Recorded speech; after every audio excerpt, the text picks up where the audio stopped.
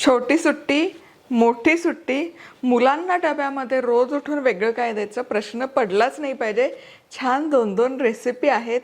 Tomato बटाटा पोहे, मऊ लुसलुशीत पराठा तुम्हाला सांगते. दिवसभर दुसऱ्या दिवशी जरी खाल्ला तरी तो असा रेशमी रेशमी राहतो, याची खात्री तुम्हाला देते गव्हाच्या पिठाचं. नमस्कार, मी मधुराज रेसिपीमध्ये तुम्हा सर्वांचं खूप खूप खूप मनापासून स्वागत. मस्त 2 प्रकारचे डबे करतो. बरं, नवीन कोरं करकरीत चॅनल हे पटकन सबस्क्राईब करायचं. छोटी सुट्टी मोठी सुट्टी, डबा रिकामा परत येणार याची खात्री मी तुम्हाला देते. सगळ्यात आधी पराठा करूयात. तर त्यासाठी उकडलेला बटाटा, बटाट्याच्या आधी हिरवी मिरची, लसूण पाकळ्या घालूयात आणि एक बटाटा उकडून मोठ्या मोठ्या फोडी करून घेतल्या. आता याचं झाकण लावूयात.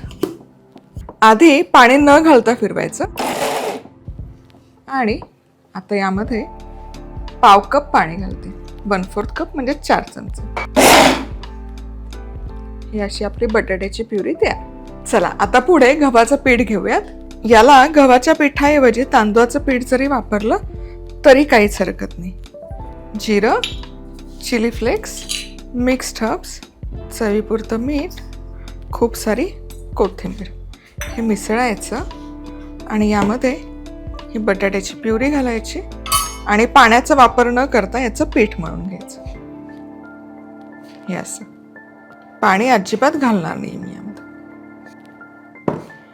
एक बटाट्याला साधारण 1/4 कप पीठ पुरे होतं.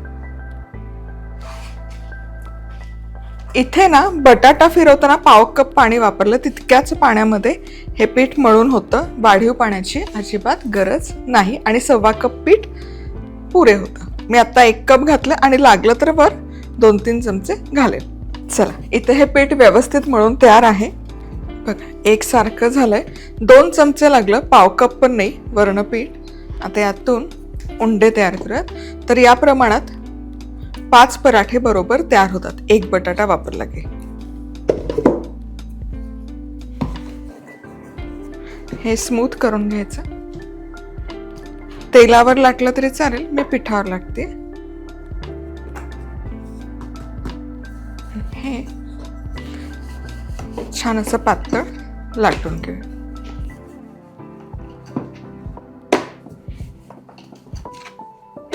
जितकं शक्य असेल ना तितका पातळ लाटा.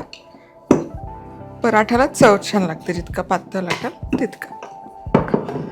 आता हा एकसारखा करूयात, म्हणून मग मी हा कट करते म्हणजे दिसायला सुंदर दिसतं आणि मुलंही जरा असं परफेक्शन आवडीने खातात.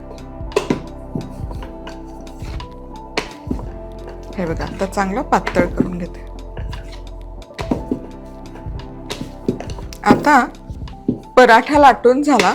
हे पराठेत ना 1 बाय 1 लाटले तरी चालतील किंवा सगळे लाटून घ्या आणि मग सगळे एकत्र भाजले तरी छान होतं. आता मी सगळे लाटून घेते. हे असं ठेवायचं आणि एकत्र भाजायचं. तर आता इथे पराठे लाटून घेतले. 5 पराठे परफेक्ट झालेले आहेत. आता तवा गरम करायला ठेवलाय. थोडंसं तेल स्प्रे करते. फुसफुस बाटली आपलीच आहे, madhurazrecipeclub.com वर खरेदी करू शकता. हा पराठा जेणेकरून तव्याला चिकटणार नाही. चला, एक बाजू भाजून झाली की उलटवून दुसरी बाजू पण छान खमंग भाजून घ्यायची. वरच्या बाजूला पण थोडंसं तेल स्प्रे करूयात.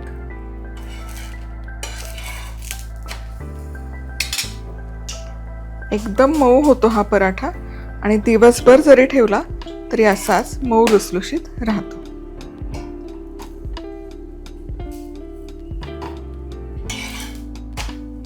वा, आणि रंग पण बघा, गव्हाच्या पिठाचा आहे पण रंग काय सुरेख आलाय. चला, आता हा पराठा छान भाजून झाला.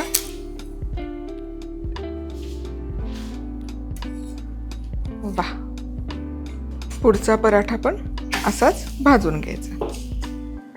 इतका खुमासदार होतो तुम्हाला सांगते हा पराठा आणि चवही खूप रुचकर येते. आता सगळे पराठे मी भाजून घेते आणि हे पराठ्याची कणिक आदल्या दिवशी मळून मग दुसऱ्या दिवशी पराठा केला तरी चालेल किंवा मग पराठा असा लाटूनच अर्धा कच्चा भाजून फ्रीजमध्ये ठेवा आणि दुसऱ्या दिवशी पूर्ण मग खरपूस करून डब्यामध्ये ठेवू शकता.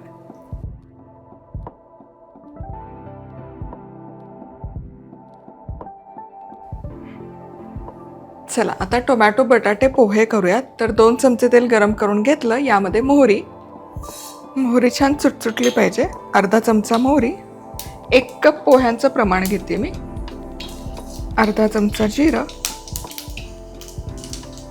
हिंग, हिरवी मिरची. माझ्याकडे ओल्या हिरव्या मिरच्या होत्या लाल, म्हणून मी वापरते. त्या पोह्यांमध्ये दिसायला सुंदर दिसतं. कढीपत्ता, वा, त्यामध्ये हळद,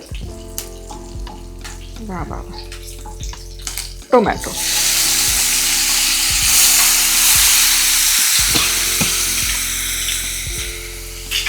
आता इथे टोमॅटो 3-4 मिनिटं फक्त परतून घ्यायचे. ओव्हर कुक किंवा ओव्हर मिक्स नाही करायचे. 3-4 मिनिटं पुरेसे आहे. हलके फक्त मऊ झाले पाहिजे. कमाल सुवास दरवळतोय. आता पोहे जस्ट एकदा फक्त धुवून घेतलेत. याच्यामध्ये घालण्यापूर्वी आता यामध्ये बटाटा किती आवडतो तुमच्या मुलांना त्या प्रमाणात कमी जास्त करू शकता.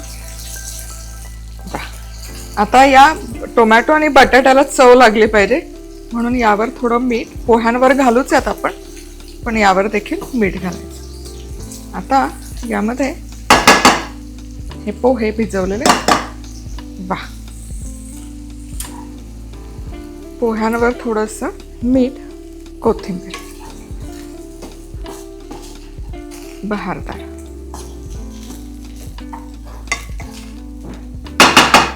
झाकण ठेवायची. कुठलेही आणि कधीही पोहे करा, पहिली महत्वाची स्टेप म्हणजे त्याला एक वाफ आणायची. आहा, पोहे मस्त तयार आहेत. वाफ काढल्याशिवाय पोह्यांना मजा नाही. आणि हे बटाटा आणि टोमॅटोचे पोहे तुम्हाला सांगते, दिवसभर जरी ठेवले ना तरी मस्त असे मऊ लुसलुशीत राहतात. वा, चला, दोनही रेसिपी आपल्या तयार आहेत. छोटी सुट्टी, मोठी सुट्टी, रॉक्स. मला विचाराल मला कुठले पोहे आवडतात, मला हे टोमॅटो आणि बटाट्याचे पोहे प्रचंड आवडतात. नॉर्मल कांद्या पोह्यांपेक्षा हे पोहे एकतर दमदमीत होतात, पौष्टिक होतात. बटाट्यामुळे त्या मुलांना कार्ब्सची जास्त गरज असते, तेही पोटात जातं. भाज्या ढकलायच्या असतील तर ढकला, पराठ्यात ढकला, याच्यात ढकला, किसलं गाजर, बारीक चिरलेली ढोबळी मिरची, आवडीप्रमाणे. पण मी साधं सिंपल ठेवलंय, कारण बऱ्याच मुलांना असं निवडून वेचून खायची सवय असते. पुन्हा भेटूयात. तोवर मस्त राहा, खुश राहा, आनंदी राहा. सगळ्यात महत्वाचं, खात राहा.